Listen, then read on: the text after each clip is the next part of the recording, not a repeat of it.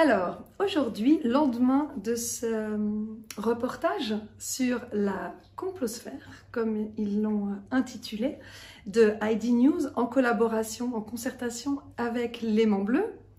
Donc moi, je commencerai par dire que cette opération, infiltration, avec un certain Sami Zaïbi, si je ne me trompe pas, qui m'a contacté donc le 17 juin, l'anniversaire de mon frère d'ailleurs, pour qu'on se voie. Cette opération d'infiltration a été orchestrée depuis le mois de juin jusqu'à donc hier pour faire ce reportage en 7 épisodes sur ID News et à la fois sur l'Aimant Bleu pour nous discréditer, nous diffamer comme le font souvent les chaînes mainstream malheureusement vis-à-vis des gens qui s'informent autrement, qui donnent leurs sources, qui dénoncent des choses que les médias officiels ne dénoncent pas.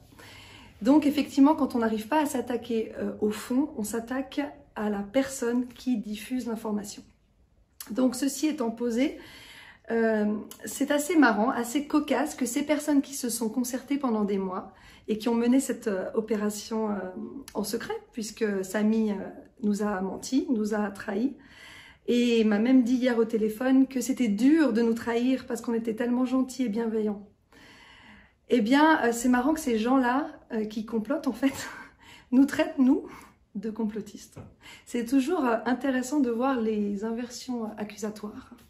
Et notamment, donc hier, j'ai eu l'appel de Serge Michel, donc le rédacteur de ID News et qui a commandité cette opération, qui m'a dit, donc en m'appelant en appel masqué bien sûr, qu'un reportage allait sortir sur moi et sur les autres personnes qui agissent, qui œuvrent avec moi de temps en temps, sur la complosphère. J'ai demandé si on pouvait relire l'article, il était hors de question de le relire. Si on pouvait changer le titre, non plus, pas possible. Et donc, il m'informait que dans quelques minutes, ça allait sortir. J'ai appelé Sami droit derrière, à qui j'ai demandé s'il arrivait à se regarder dans une glace. Il m'a dit oui, pas de problème. Et il m'a juste dit donc que c'était dur de nous trahir, qu'il nous avait menti tout le long. Il était très fier de ça. Donc, je le renvoie à sa conscience, qui se chargera de lui faire comprendre certaines choses que peut-être nous ne partageons pas, en tout cas en termes de valeurs et d'agissement.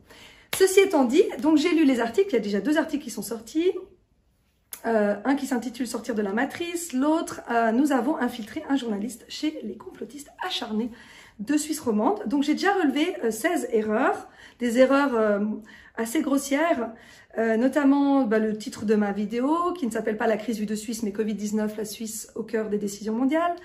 Le fait que, soi-disant, Facebook m'aurait censuré, c'est pas du tout le cas, c'est YouTube qui m'a censuré en l'occurrence, que je capitalise sur ce coup de projecteur pour gagner de la popularité sur les réseaux et me mettre en lien avec les éveillés français et suisses. Alors ce monsieur peut-être ignore que je milite depuis 8 ans et que je n'ai pas attendu ces vidéos pour me m'allier à des personnes qui œuvrent comme moi pour la justice, la vérité, la liberté et les droits humains. Et puis, j'ai pas besoin de popularité parce qu'en l'occurrence, je ne fais pas ça pour la gloire. Je fais simplement ça pour être active, pour ne pas rester dans mon fauteuil en attendant que ça se passe. Puisque moi, j'ai des valeurs par rapport à tout ça et que l'injustice, j'y suis allergique. Et donc, pour ne pas déprimer, je préfère agir.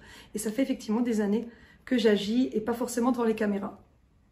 Donc, ce monsieur prétend m'avoir demandé de lui répondre, m'a demandé de répondre à des questions. Or, je n'ai jamais reçu le moindre message de ce monsieur avant hier, 15h15. Il a dit que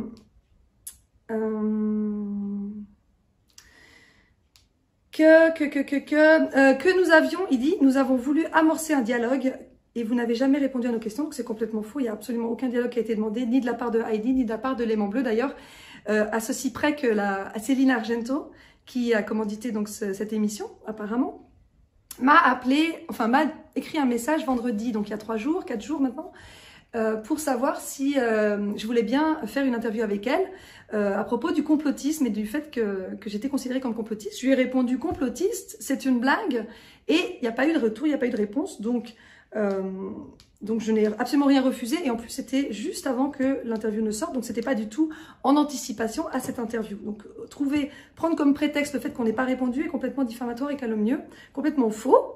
Ensuite il y a quelque chose que j'ai relevé qui est assez drôle, c'est Samy qui écrit comment a-t-elle pu basculer, comme s'il y avait une histoire de bascule, comme si on devait tomber dans une espèce de folie ou je ne sais quoi. Simplement, à partir du moment où j'ai fini mes études de maths, où j'ai commencé à être enseignante, j'ai eu du temps libre et je me suis informée simplement par moi-même et aussi dans des groupes de gauche, plutôt révolutionnaires, plutôt à remettre en question le système et avec lesquels j'ai appris pas mal de choses, notamment sur TISA, le traité qui était négocié en secret, et ça c'est vraiment vérifiable, à Genève depuis 2012, qui s'est arrêté là depuis 2016 et qui impliquait 50 pays dans le monde. Et également la mise en prison illégitime et illégale d'un colonel égyptien qui s'appelle Mohamed El Ghanam. D'ailleurs, ça serait pas mal peut-être de ressortir ce dossier. Maintenant, il est depuis 2005 jusqu'à 2013 en prison, puis mis dans un hôpital psychiatrique. Il y est toujours à l'heure où je vous parle. Donc, je n'ai pas basculé, j'ai simplement commencé des recherches par moi-même. Donc, c'est pas une histoire du tout de bascule. Ensuite, c'est plus grave. Le deuxième article nous parle de lettres d'insultes qu'on aurait prétendument envoyé avec des menaces de mort, avec des insultes du style vous êtes des débiles, des lèche-bottes, des soumis, des décérébrés, des victimes consentantes. C'est pas du tout le cas, ça c'est de la pure calomnie. Personne d'entre nous n'a jamais écrit la moindre insulte, ni n'a proféré la moindre insulte à l'égard des journalistes.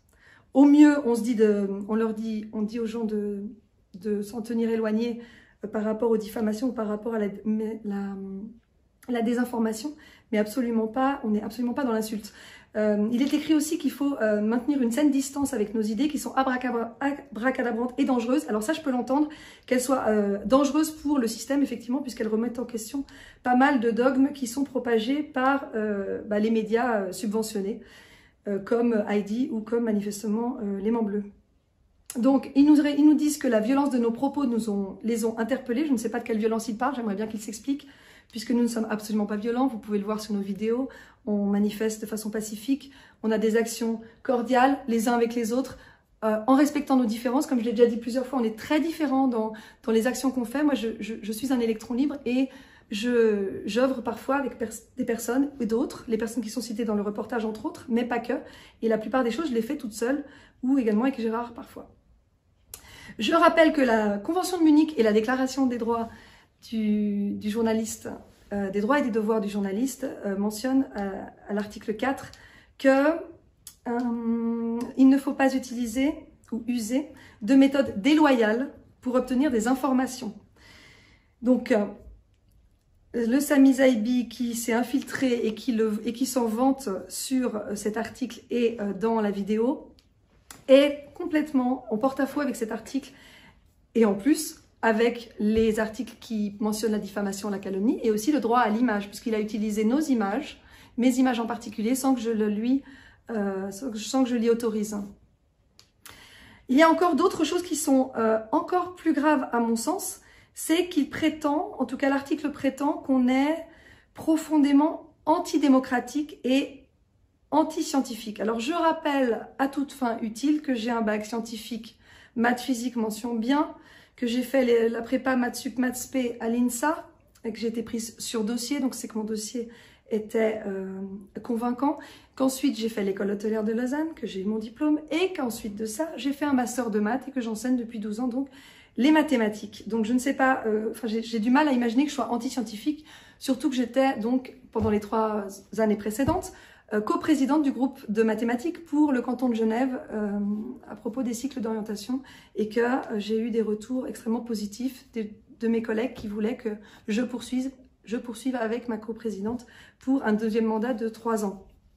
Je suis également dans la commission qui s'appelle Démarche mathématiques et scientifiques, donc vous pouviez pas plus mal tomber en me traitant d'anti-scientifique.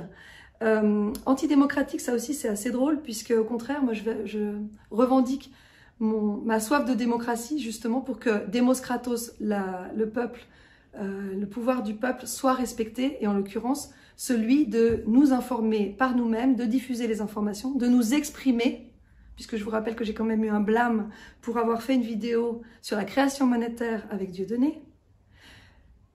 Quel article de loi contrevient, enfin, interdit le fait que je fasse une vidéo avec quelqu'un qui a été diffamé par les mêmes médias que vous d'ailleurs, mais qui n'a tué personne, qui n'a jamais proféré la moindre menace de mort ou quoi que ce soit. Pour ce qui est de la démocratie et du danger présumé de la mise en lumière de certains conflits d'intérêts par rapport à la démocratie, comme une dame le dit dans le reportage,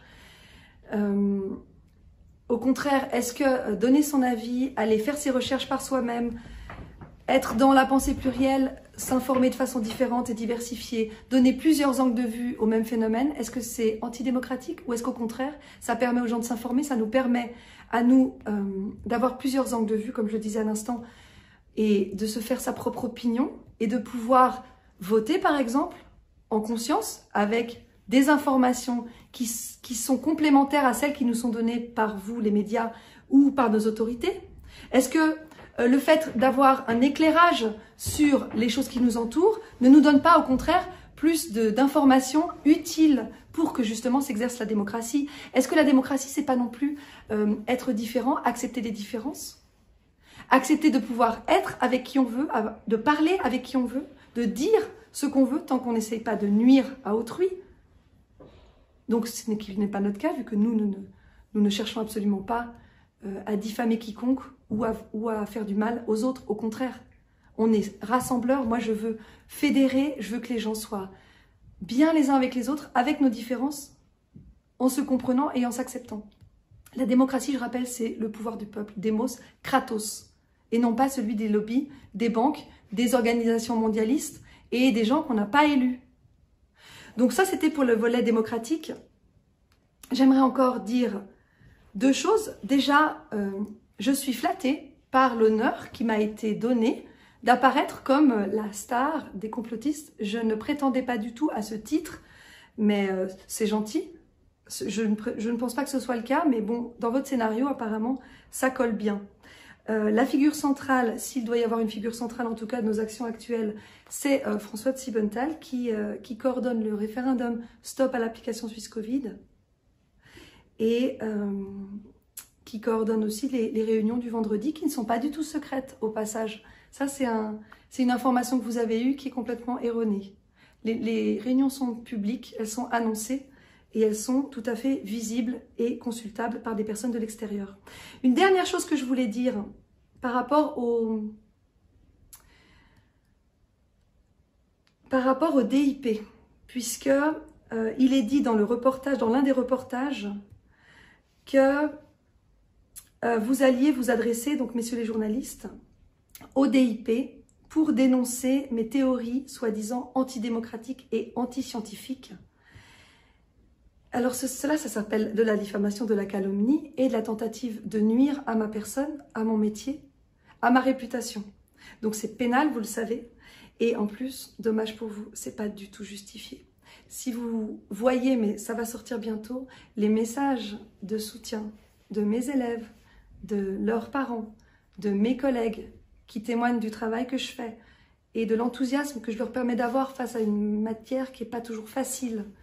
J'ai souvent des témoignages d'élèves qui me disent « Avant, j'aimais pas les maths, j'étais nulle en maths, maintenant j'aime les maths grâce à vous et j'aimerais bien vous avoir l'année prochaine. » Ils me fêtent mon anniversaire chaque année. J'ai toujours une de mes classes au moins qui me prépare mon anniversaire surprise. Donc, je donne mes cours également, mes théories que j'ai fabriquées à mes collègues et qui me remercient pour ça. Donc, si mes cours et si mon enseignement était si antiscientifique, antidémocratique, inadéquat, je pense que je n'aurais pas tous ces retours que j'ai actuellement. Donc, si vous voulez nuire à mon gagne-pain, à ma profession, faites-le, mais mes avocats sauront rétablir la justice et la vérité. Et je pense qu'en faisant tout ce que vous faites là, vous vous tirez une balle dans le pied, malheureusement. J'ai de nouveau un peu de compassion pour vous. Je vous remercie en même temps pour les informations que vous avez données, qui sont pour la plupart erronées, mais quelques-unes sont quand même justes, quand vous dites que que nous sommes rassembleurs, que nous sommes différents et que nous œuvrons ensemble, que nous sommes fédérateurs et que les gens se réveillent, eh bien ça c'est juste.